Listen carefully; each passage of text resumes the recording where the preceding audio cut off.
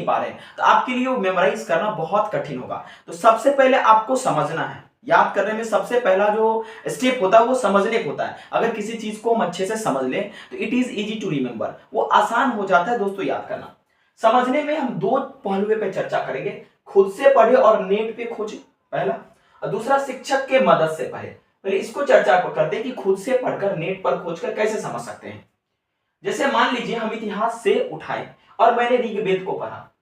ऋग्वेद में मुझे ये नहीं समझ में आ रहा था कि ऋचा किसको कहते हैं, मंडल क्या होता है और विंध्याचल पर्वत क्या होता है। मान लीजिए मैं ये तीन चीज नहीं समझ रहा हूं, अगर हम उसको ऊपर ऊपर पढ़ के गए और रिटर्निंग फिर नहीं पढ़े तो कल जाकर ऐसा क्वेश्चन पूछा जा सकता है कि ऋचा क्या है। ऋग्वेद में दिए गए निम्नलिखित कथन पे विचार कीजिए, ऋग्वेद में दिए गए ऋचाओं पे विचार कीजिए।